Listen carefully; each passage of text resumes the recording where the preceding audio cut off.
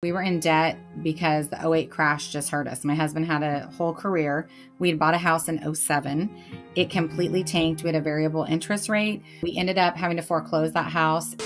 This is like one of my highest regrets. And I say it because I want people to not feel bad about themselves. I went to go work for this major hospital organization that I still work for now, and I did not open a 401k. I always say that because I want to be very truthful and tell people that even when you feel like your finances and the stress has overtaken your life, there is a way out of that can still be successful. What is up, guys? Jason here. Welcome back to the channel and our series Nurses to Riches, The Road to Fire. In today's episode, we're going to be speaking with a nurse who wishes to remain anonymous. Her story is a testament to how an ordinary nurse can start investing even when all the odds are stacked against her. She and her husband went from having tens of thousands in credit card debt, foreclosing on a property, and selling their cars to growing their net worth to $1.5 million well before they are old enough to retire. And I'm going to dig real deep and find out exactly how she did it. So, with that said, let us know what your name is and tell us a little bit about yourself. All right, my name is Courtney, and I'm a registered nurse of 18 years. I've spent most of that time in the women's health space, mostly labor and delivery, postpartum and NICU. And a couple years ago, I just transitioned to work in the outpatient clinic. I've been married for 19 years. I have two teenage daughters that are almost a full-time job in and of themselves, and I enjoy doing real estate investing on the side. Wow, awesome. Okay, so I want to go back. Where did you grow up? So I'm from the Fresno area, which is Central California. So I grew up there from ages 10 to 18. Prior to that, I lived in Tulare County, which is just south of Fresno, and had family down there. Those are largely lower income areas, high population of farm laborers, and I would say grew up solidly middle class, but my parents had to fight to get there to stay middle class. Let's see. Do you have siblings? I do. I have one sibling. He is 3 years older and lives in the Philadelphia area. And that's it, just the two of us. Interesting. And did anybody in your family work in healthcare? So, yes, this is how this started. My mom's sister was a clinical lab scientist at a local hospital, and I wanted a college job that could work around my hours of classes. And she said, "Why don't you become a phlebotomist? This is super common, and you can always work at the hospital, weekends, evenings, whatever." So I took a 2-day phlebotomy class, which was legal at that time. And she was able to secure me an internship at that hospital. And I did a 3-month internship. And I remember when I got done with that internship, this is in 2001, I was making $10 an hour. And I felt so elite making $10 an hour. That's insane. I remember, and you said this was in 2001. Yeah. So around that time, I was working at the Bank of New York and I was making like $7.80 an hour. And I mean, to me, I thought that was very little money because I'm New York City, right? Yeah. But you were in Fresno at the Yeah. time? So that was like, you were rich at $10 an hour in 2001. Yeah. You were doing the most at this point. So I thought it was the best.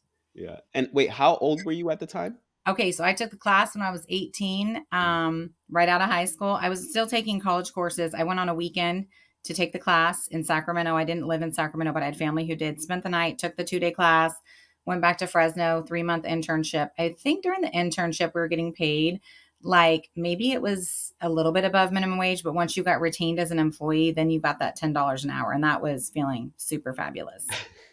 And how often were you working there? How Okay, many days a week? How many hours a 40 day? hours a week while taking college classes on a full load. That was Wow. a lot. And I still, at this point, FYI, I didn't know I wanted to be a nurse. I completed all my prerequisites to be a teacher, 2 entire years of prerequisites to be a teacher. And then I changed my mind to be a nurse. Why did you change your mind? What was the whole reasoning behind it? Okay, so I switched hospitals. I had worked Fresno has like 5 major hospitals. The 40 hours was like a lot, and it just was grinding me. And I was like, maybe I could get into a different hospital. And someone told me another hospital across town was paying more money. And I was like, okay, I could work less, make more, still go to school. So I applied to this hospital and I got super lucky. It was somewhere that was kind of hard to get in, but they were just having a staff shortage at the time of people who wanted to work weekends and evenings. And that's really all I wanted to do. So I applied, got the job.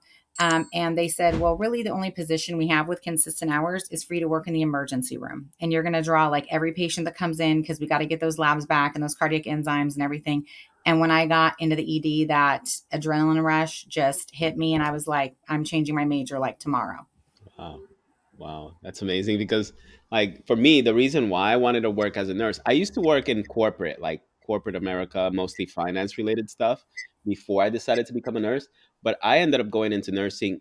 First of all, none of my family members ever worked in healthcare. So I didn't really know anybody in that area.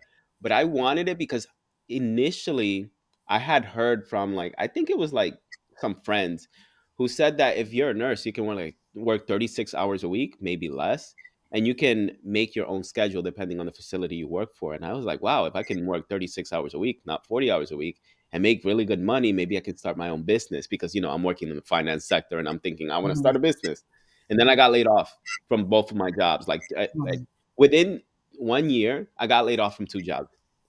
And that's why I got into nursing. I was already in school at the time. I was getting my associate's degree, and like initially it was like business, but then I switched over to like liberal arts, and I took a whole bunch of different classes. And I said, okay, maybe I can just take prereqs for nursing because I'm already taking so many different biology classes and science courses.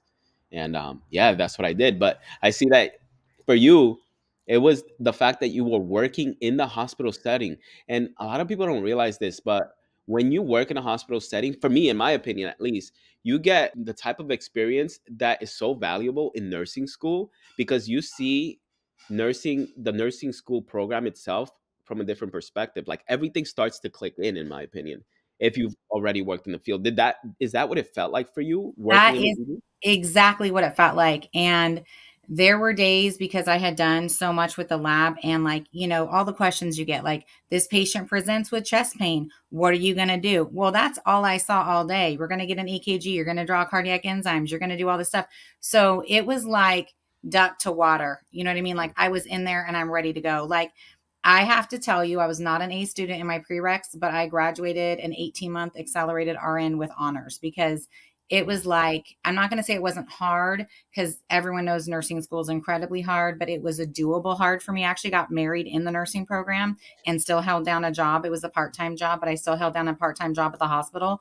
And because I worked in that environment, that was not foreign language to me. Like to hear all about the labs, all about the tests, all about the ultrasounds, all about that. That is the language that I heard every day, all day at work. So I'm already in it. Yeah. I don't know if you've heard about this thing. It's a thing on social media about guys securing the bags before nursing students graduate. And it's Yes. this thing where men will propose to nursing students, these female nursing students, before they graduate so they can make sure that they're their husbands by the time they Yes. become nurses. So this is what I call, and I always tell the people that are young nurses that I work with, be careful that you don't become the nurse with the purse Yeah. Yeah. because that's what happens a lot of times. Absolutely. I see it all the time right now.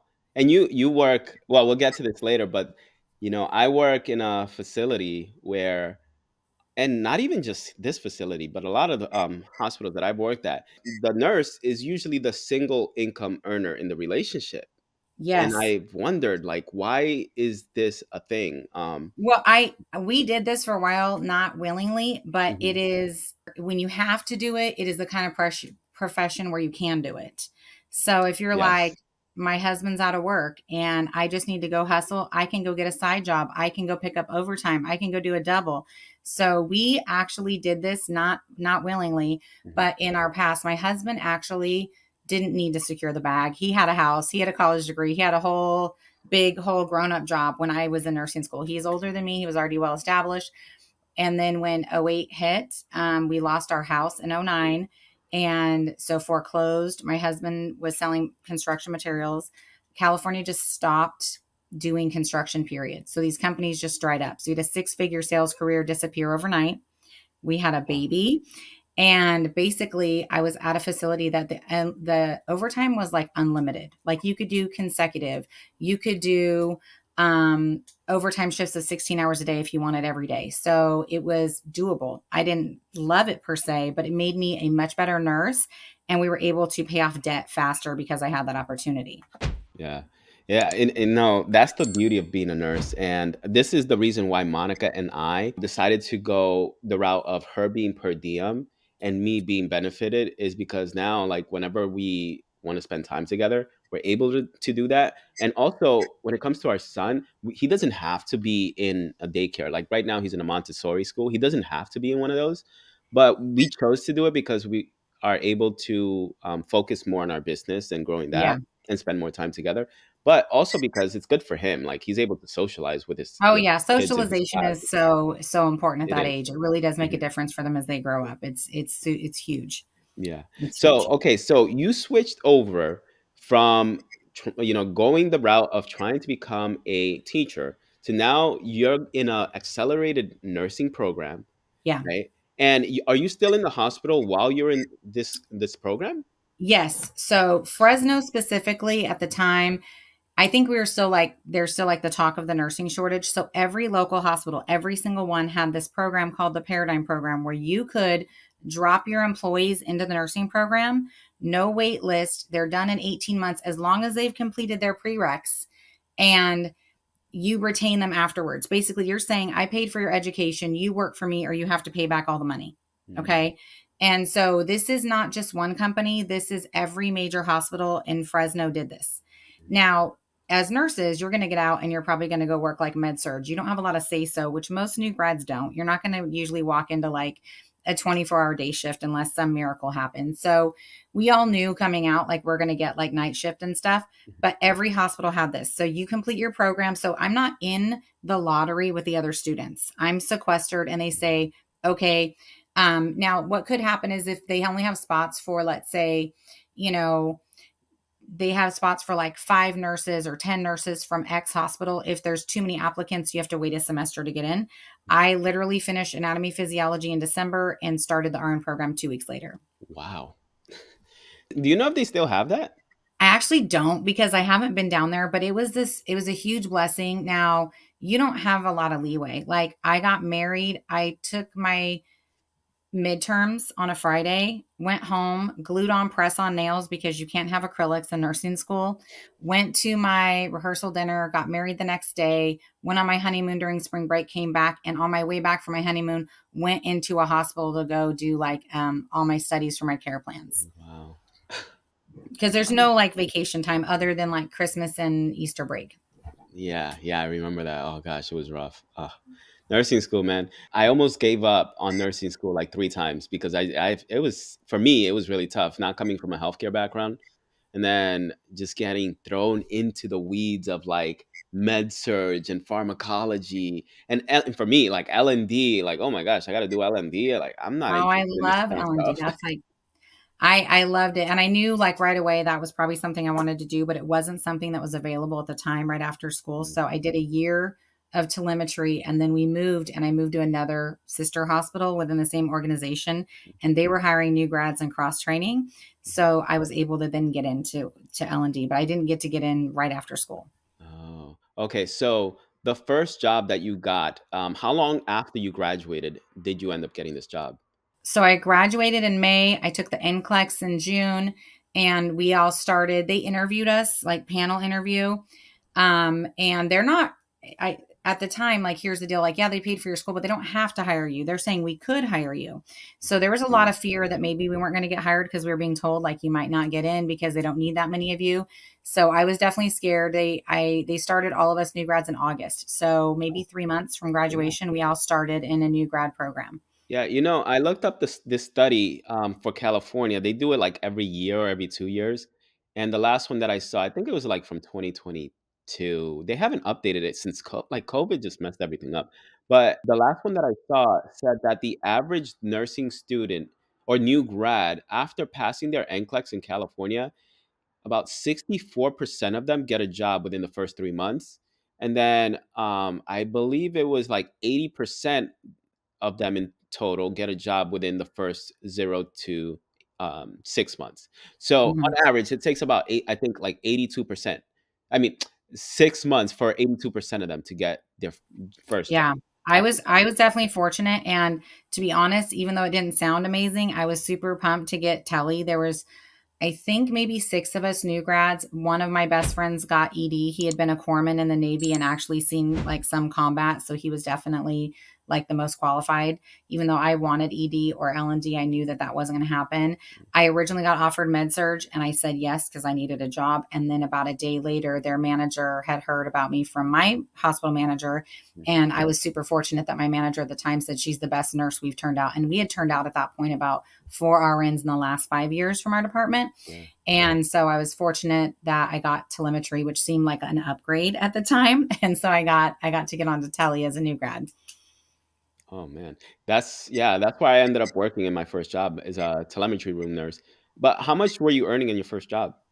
So I think the pay, if I have it right, was $33 an Mm. hour, and maybe it was like 30 something cents. But I also got like a $6 night shift differential. This is back in 2006. So we were evening out right around that $40 mark when you add up all the dollars and cents, which felt again amazing. Yeah, And this was in Fresno. Fresno's probably the cheapest place to yeah, live in the state of California. If you're talking about the central California, basically Bakersfield all the way through Fresno is hmm, the most affordable place to live. yeah, So I was definitely feeling like it was a good deal. yeah. Even till this day, Fresno, Modesto, all those areas there in the central region are the cheapest places to live at. Like when people think about California, they think all of the homes are over $1 million. Mhm. And yeah, the median home price is about $1 million, right? So if you take all of the houses in California and you line them up from the least expensive to the most expensive, then at the middle is going to be $1 million house. Yeah. So that means that there's going to be half of the homes are going to be less than $1 million.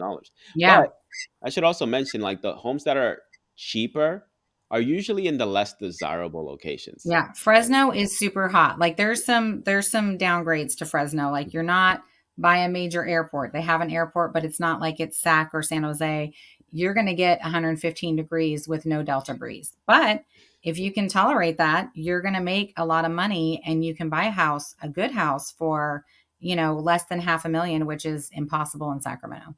Yes, absolutely. So now I want to ask you. Oh, you know what? I should also repeat. Like when you said you were making $40 an hour. When I got my first job, I was making about $37 an hour in New York City, but this was in 2012. So this was Okay. 6 years after you got your first nursing job, Yeah. and that just goes to show like how bad the salaries were in New York at the time. Oh yeah, that's insane. Like Yeah, this is why I don't move. Like I have family on the East Coast. They've been like, "Why don't you move? Why don't you this?" And I'm like, "You can't compete with the pay that we have and the benefits that we have out here and the rules. Like we have ratios and we have all kinds of stuff that other mhm, people don't have, and it's like I can't, I'm not leaving that behind. And I've been with the same healthcare organization a really long time, so you're losing out. Part of your retirement would change. Those kind of things would be a huge like sacrifice. And I have exactly. kids now in high school. You can't just up and leave. Yeah. So after you worked Telly, how long? First of all, how long did you work there for before you decided to move? So 1 year, and then my husband got a different job, and we needed to be by a better airport because he was going to be traveling. He had a sales position at the time that was pretty much the Western United States. And he goes, I just need to get by a better airport. I did like one realtor.com search on San Jose, and I was like, we can't afford to live there because I knew there was a ton of Kaiser in the Bay, and I was like, that's not going to work. So he's actually from the Sacramento area, went to high school here and went to junior college here. And so I was like, okay, we can make that work. It's a better airport. We have family there, and we could still afford to buy a house. And so we moved, and I worked at the facility here. It was I was very fortunate that at that time, like I said, they were doing cross training / new grad position, so I was able to make that a transfer and not lose out on my pension and things that I'd already like vested into. And so I was able to make that transition, and I stayed at this facility for actually only a year. And then they opened up another facility an hour south. And you know how it is when you have no seniority and you can't get any time off and your schedule's not the Yeah. best. When I went to this other facility, another sister facility, then I'm like much higher on the food chain than the new people. So I was able to get a better schedule, 5 days in a row off. And so it was worth me commuting. So I actually left this facility after, I think it was just a year. Yeah. And were you working 8-hour shifts or 12-hour shifts in that So facility? we're eights, and For the first 2 years of my nursing career, I did 32 hours and I did about, I want to say a year and a half of nights, and I hated every minute of it. And then I went to PM shift and I was a PM shift lover. I did PM shift for an additional probably 12 plus years after that and loved it and had no intention of ever leaving it. I had to do a quick stint on days when we moved back to SAC in 2019. Mm, So I had to do a quick stint. Just, when you're transferring, you have to take what's open. mm, And I did that, but I've been PM shift the vast majority of my career until I went outpatient. mm. And And most of the time, 24 hours, 24-hour PM oh, shift. oh, you're working 24 hours. Oh man, Mhm. isn't it nice? It is nice. Well, I mean, I say I was working 24 hours. There was probably a solid 5 plus years that I was doing 40 to 60 hours a week. Wow, Um, girl. yeah, there was some times when we were like financially getting out of debt and doing things, and I was just super determined. And at one point, I lived 5 minutes from the hospital, and I could literally like ride a bike if I wanted to. So when I lived that close, it was really easy to pull off a 16-hour shift. Mm. And how much were you making at this hospital? I think my highest earning year, I think I made 165,000. And that was probably like in the 2014, 15, 16 range. I actually tried to pull up my W-2s and they're like archived. I looked at them this morning and I couldn't get them. But that was like my highest. And again, this is like almost this 10 years ago when I was really going hard to get out of debt and doing stuff. So 10 years ago and again, in another area that's like not super expensive to live in, Central California, you're feeling like at 165 grand, you're making it big, Yeah.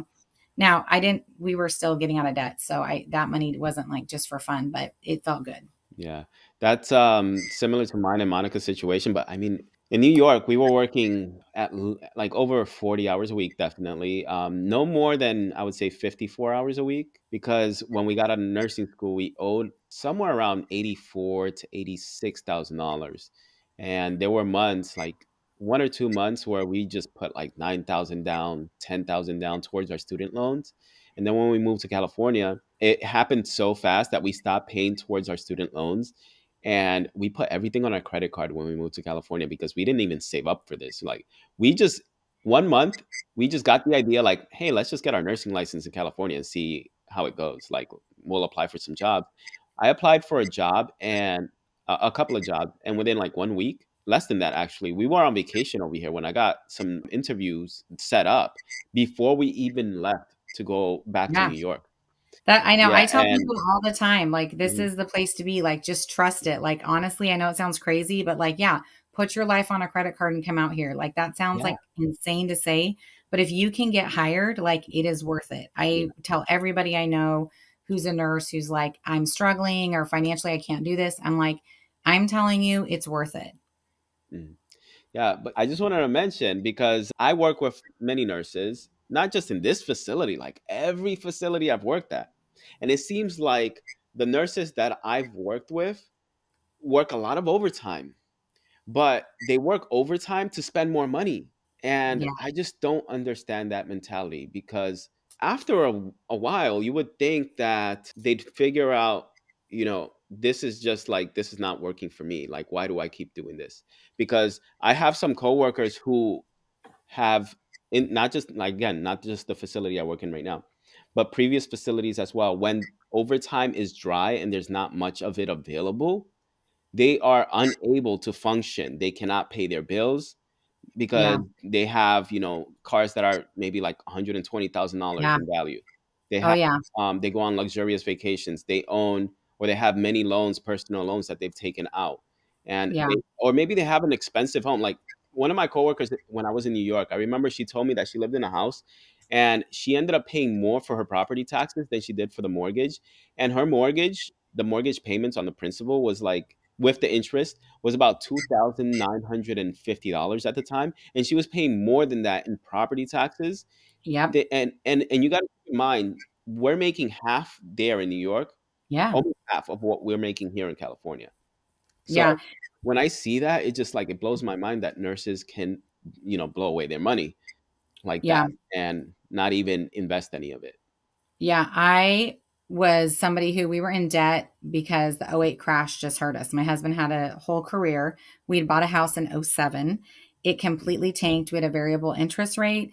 Mhm. We ended up having to foreclose that house. And it took me a minute to kind of figure out what we're doing because I didn't have any plan of paying off debt. I didn't have a written budget. I had never taken a business class.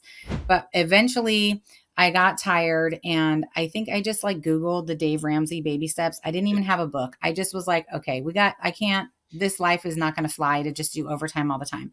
So at one point, we had a Mercedes Benz SUV and they had a buyback event. And they said, we'll buy your car back from you. And this car at the time had like a $700 payment on it. I sold that car back so quick. And I think we ended up having to pay like $1,000 to get out of it, but we were still going to be paying on it for like another 3 years. And I had no money. I had a baby. You know what I mean? We were no savings. And I said, I'm done. So I sold that car back. We did have a car payment at one point. I had to wait till like we were a little bit up in the car. We sold that car eventually. And then, other than one time since then, all of our cars have been bought outright in cash. I was like, we're not going to have these kind of debts. We had $30,000 of credit card debt. So I wasn't doing the luxurious vacations and stuff. But that's kind of what set me over the edge is I was working so hard and paying off debt. And I was like, we don't go anywhere. We don't do anything.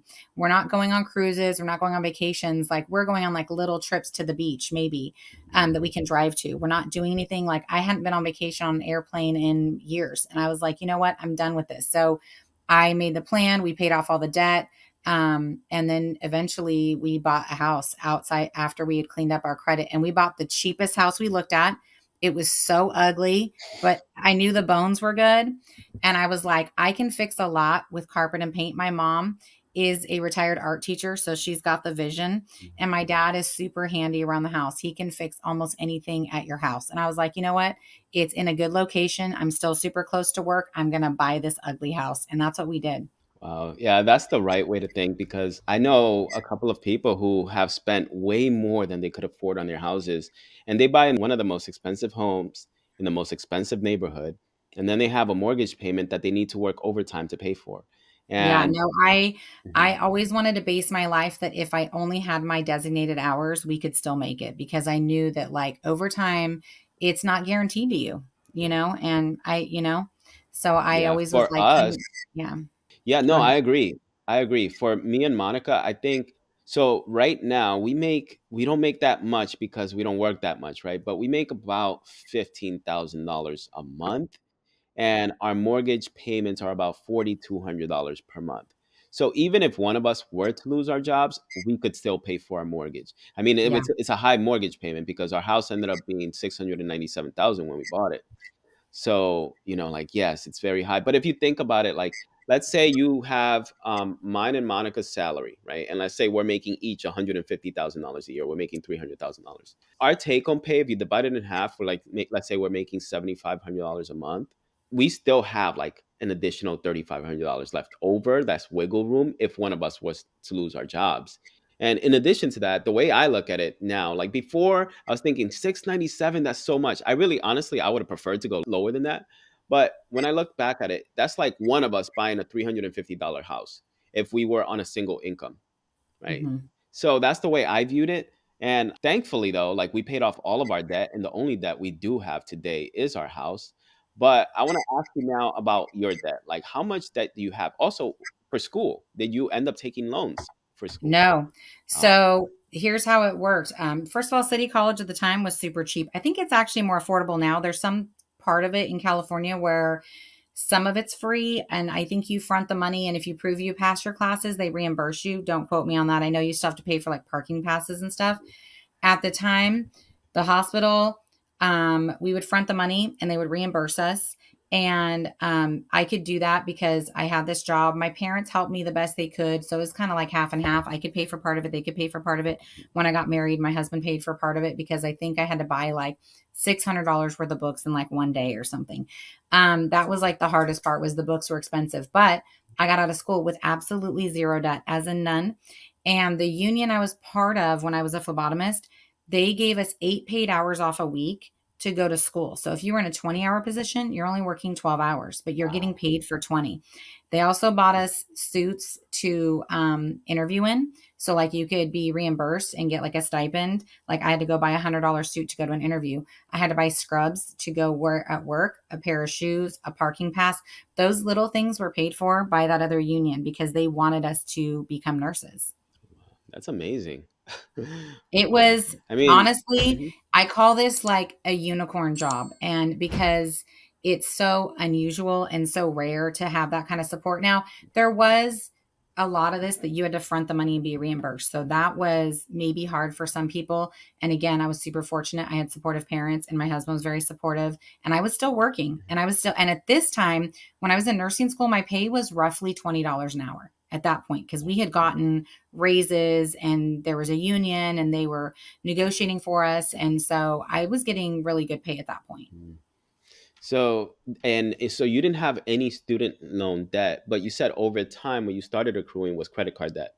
And part of Yes. that had to do because your husband lost his job, correct? Yes. And Mm, that happened so fast because to be honest, you don't know what you don't know. I mm, became a nurse when I was 24 mm, and I had never taken a business class. I had never visited budgeting other than just like, do we have enough money for our bills? Okay, cool, whatever. And this is like one of my highest regrets. And I say it because I want people to not feel bad about themselves. I went to go work for this major hospital organization that I still work for now and I did not open a 401k. I was 20 years old when I got hired. They offered it to me, and I thought, I'm only going to be here for a couple years and then I'm going to be a teacher. Like, I'm not doing that. I did not go back and open something until after I had my second child. So I think at this point, it had been over a decade that I just had not opened this 401k. And it's like, I feel so bad, but I just want to tell people those kind of things happen to regular people who seem like they have their life together, that we don't know what we don't know. And we make those kind of mistakes all the time. oh man, I look at how fast our 401k is growing now, and I wish I would have started in my 20s. Yeah, I'm like, I got hired when I was 20. What why didn't I do this? But I also didn't have people around me telling me that. Like my parents are great people, they're middle class, but there was just a lot of like, like basic things. Don't buy too expensive of a car, like, go get a job and like, pay your bills on time, like very basic information, but I didn't know anything about investing until I got way older. And even then, I was like on YouTube University, like, okay, how do I figure this out? Yeah. So at what point did you actually, how old were you when you started investing in your 401k? I was over 30. I think I might have even been, if I have math right, sometime right before my 35th birthday. I think I might have been 33 or 34 because I remember my youngest child was a toddler. Oh, And that was like so late, but I also feel like we've grown so much. Like I tell people all the time, like if we had not gone through these struggles, I don't think my husband and I would have the marriage we have today because like it really made us stronger. And even though it was so hard, we grew together as a couple through that because we moved a lot for the like jobs and things we've had to move for. And you have to really work together as a couple to be successful. I really love when you say that because I feel like having a partner that will stick with you through thick and thin, that really it makes a relationship so much stronger because Yes. and especially if you're willing to work with each other. Now I Because have to some tell people you, like there may be yeah. yeah, that we almost got a divorce over finances. Like this really went all the way to court. Like we got like separated and got attorneys. And so I always say that because I want to be very truthful and tell people that even when you feel like your finances and the stress has overtaken your life, there is a way out of that that can still be successful. And that, like, I walked away from the house that we foreclosed and shed not one tear because it wasn't serving us. It, like, those kind of financial fights and struggles were just overwhelming Mm. and it wasn't worth it at that point. And I was like, you know what? I will walk away from this house because I also come from my family's background. My mom's family came here in the Great Depression and lived like in outside tents. And I'm like, if they can live in a tent, we can go live somewhere else. Any house can be a home. I don't need to be married to this debt that's going to ruin our life. Totally agree. And a lot of people don't talk about this. Like marriage is hard. Oh, They it's very think, hard. yeah. And you see these posts on Facebook, on Instagram about couples like spending time together, but they don't really know what's going on in the background. It may look perfect from the outside. It's just like I don't know if you heard this story about this couple from the Hamptons, where there was this guy. I don't know the exact details. Monica would know better. She's back there. But there's this guy who portrayed himself as like this very wealthy person. And I think they owned a house in the Hamptons that cost millions of dollars. I don't know if it was like 7 million, $8 million. And then they owned another house in Manhattan, or another apartment in Manhattan. But turns out that he was actually not making much money at all. He had lost a lot of money from his investments, to the point where he had to get loans, like millions of dollars in loans from banks that he could not pay because he wasn't making any money. And then he ended up going into his garage one day because he didn't know how to explain this to his family. He went into his garage, sat in his car, turned on the car, and he died from carbon monoxide poisoning. And he left in his will like millions of dollars to his family, but that was the only way he saw a way out to being getting out of all of that debt, is by committing suicide and letting his family keep the rest of his money, insurance money. And everybody thought, like, nobody could see that from the outside. Everybody No. thought this was a very successful couple Yeah. because the wife was going on, lavish, lavish, like not just vacations, but like spending money lavishly, Mhm. and you wouldn't be able to tell by seeing all of Yeah. it. No, Um, like we're that's tragic, because if you look at top reasons for divorce, suicide, things like that, money is always there. And it's just depression, all those things. And so I was like, I need this to not be our life, and I don't want to be like doing overtime. I really, to say I had the time of my life would not be an understatement. Like, I worked with some truly amazing nurses when I was doing it.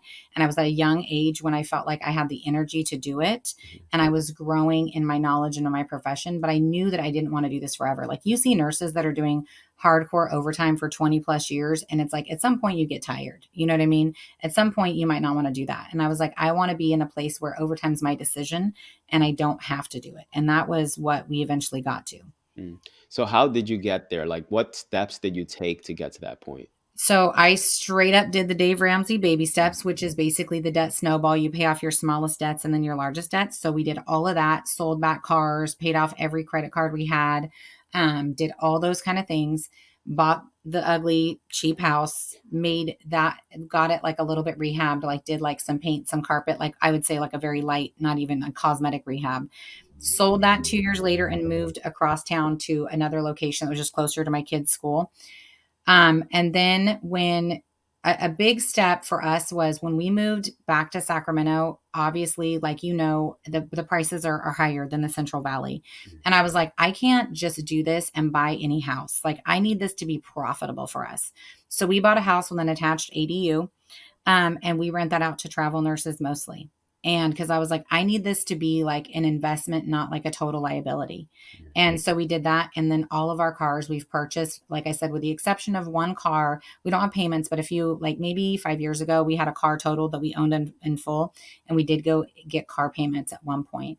That's before we ever got here. So all of our cars in the last 5 years have all been purchased in cash. So we don't have car payments, and every property we purchase needs to bring in income in some way. How many properties have you purchased, and like how long did it take you to purchase those properties? Okay, I got to do some quick math. So in 2019, we bought two houses. We bought this house that we live in Sacramento, and we bought a condo in Fresno.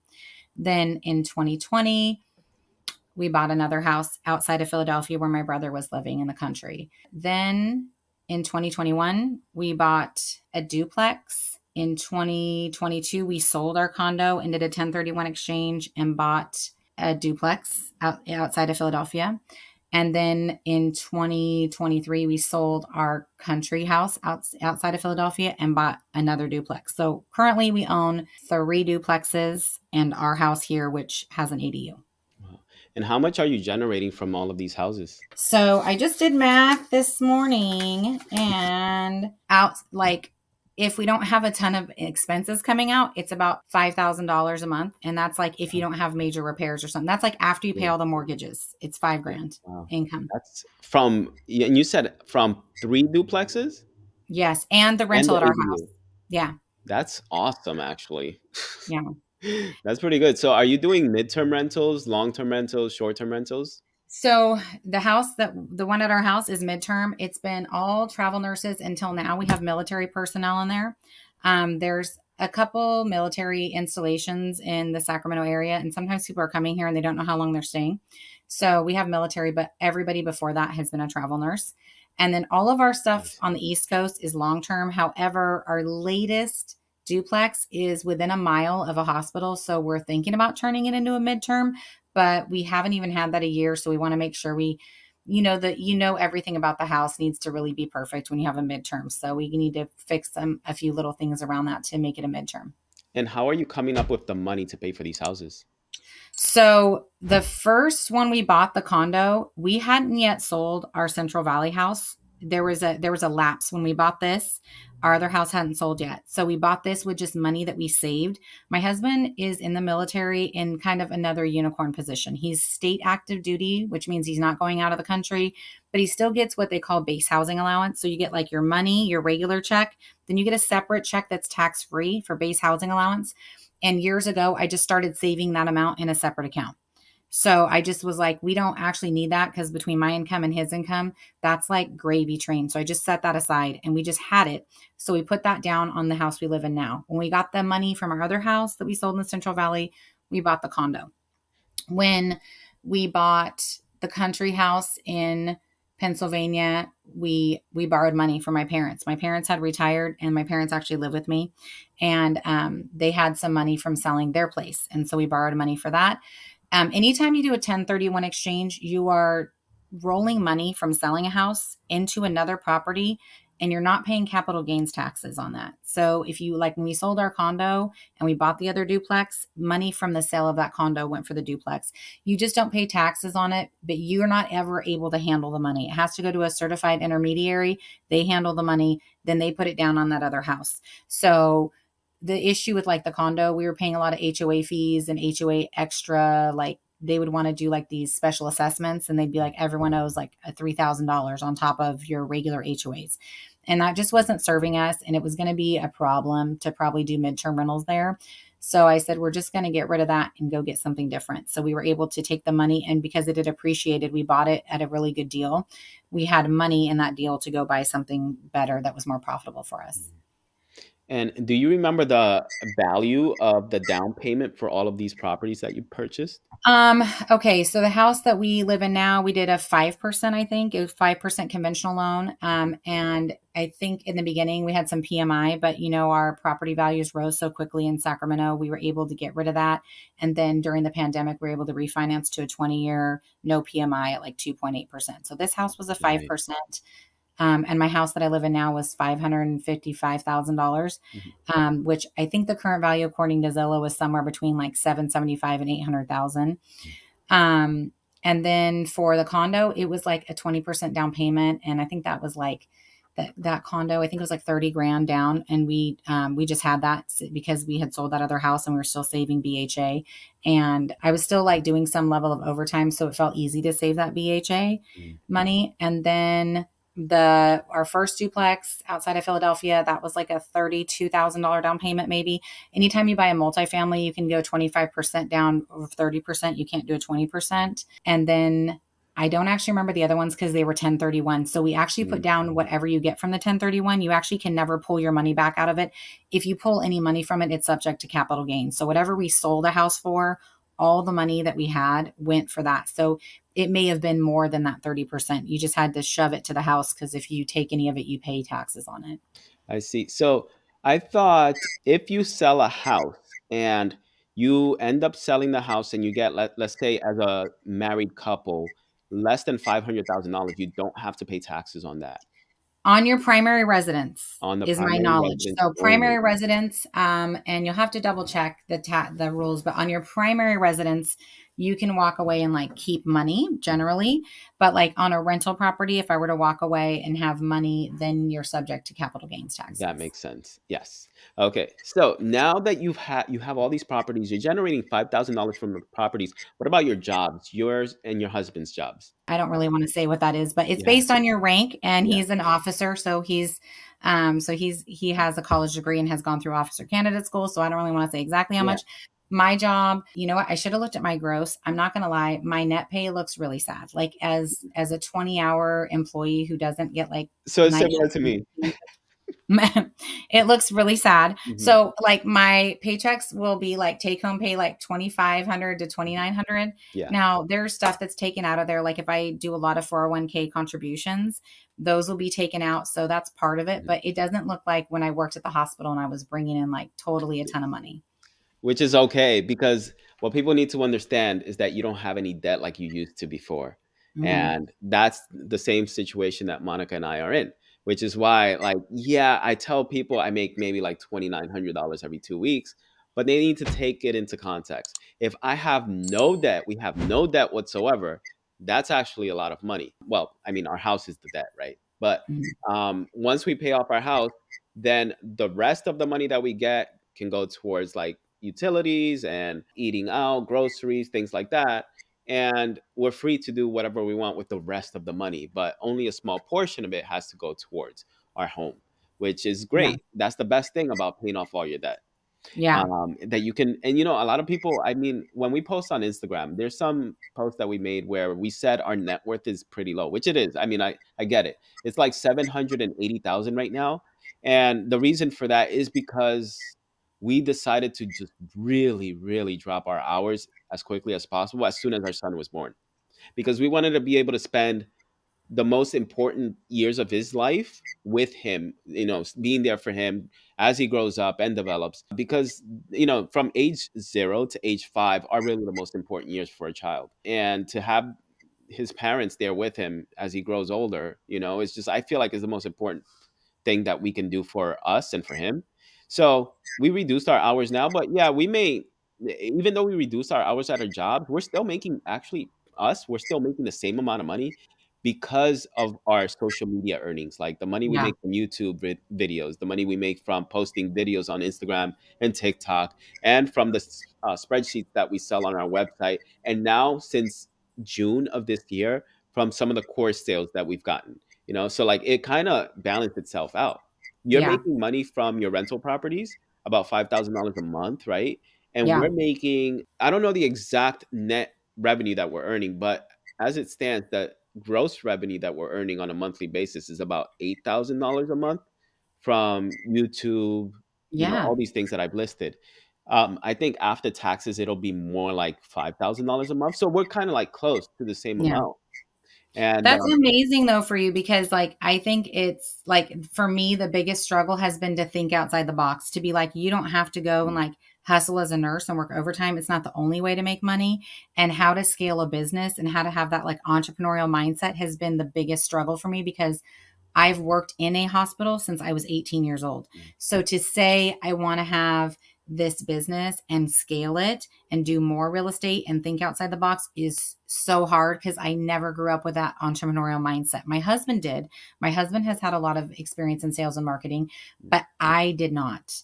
And so it's just that's like the hardest thing is like think big, think outside the box. Like there's more than one way to do this because the nurse way, and you know this, is hustle and grind, hustle and grind, hustle and grind and make money.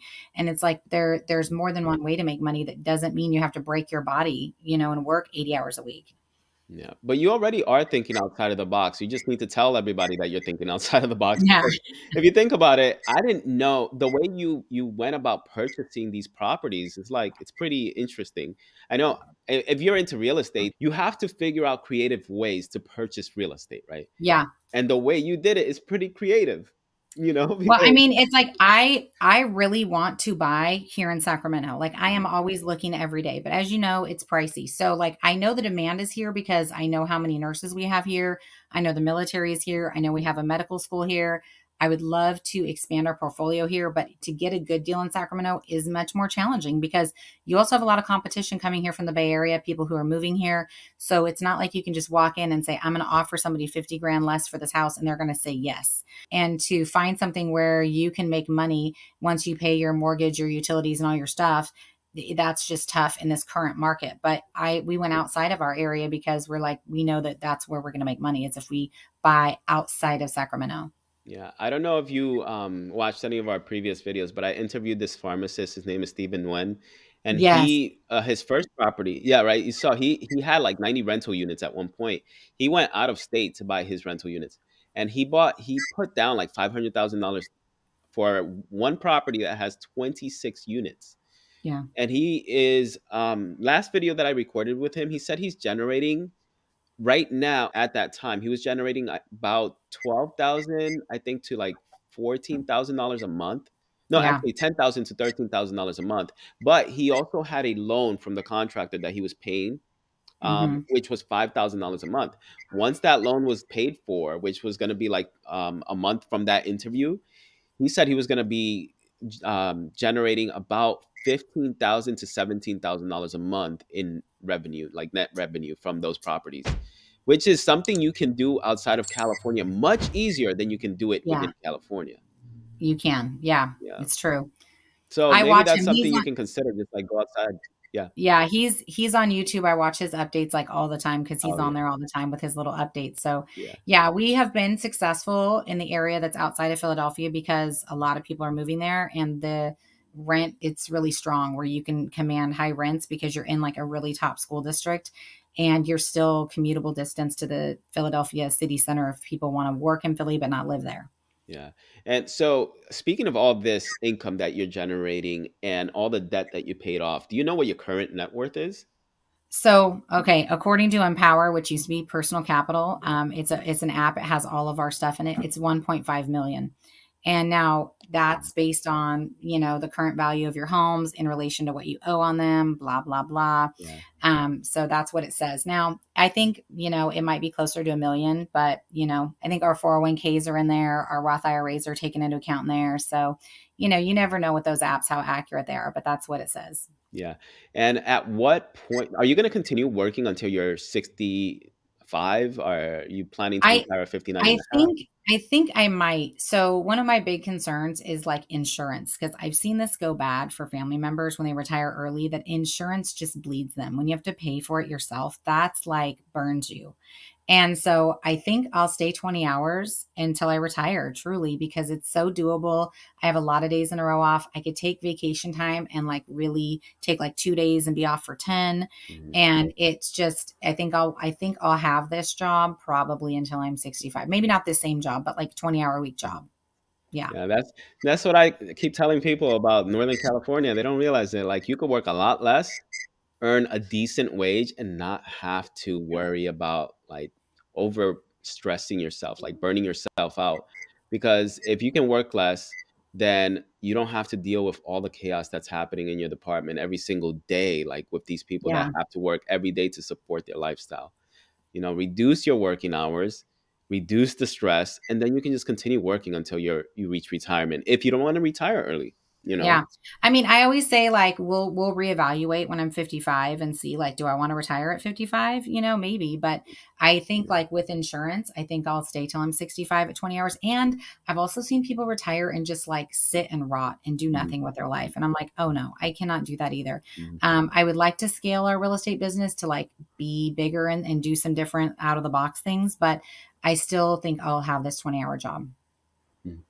So let me ask you a question. What if you get to a point where you have enough real estate to supply you with, let's say, $15,000 a month in recurring revenue? Would you still keep your job at that Yeah. point? Yes. Yes. So I'm going to tell you Mhm, why.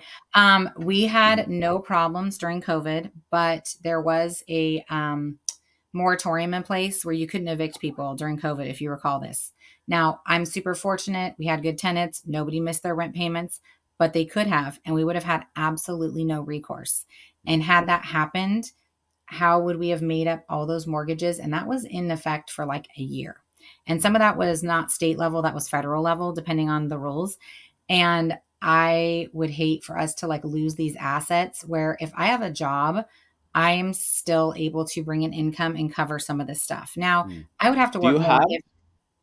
if nobody was paying. I Yeah. would have to work more than 20 hours, but yeah. That's very true, actually. Do you have, and that's part of the reason why Stephen Nguyen, Mhm. why he still has his pharmacy job as a director. He makes like 260,000 a year from his job. I think so. Is that how much? I think that's how much he makes. Yeah. And he said he hasn't given up his job because even if he say, let's say he makes like $20,000 a month from his properties, it's not consistent. That number may drop from one month to the next because maybe there's like some huge expense that comes up. Yep. maybe a fire breaks out Yeah. and the insurance won't cover it, or maybe the roof needs to be replaced somewhere, or maybe Yep. somebody's sink got completely messed up and it has to be repaired. Whatever the case may be, he said it's just not consistent. But with his Yeah. job, he knows that the paycheck is always going to be the same and it's always going to come.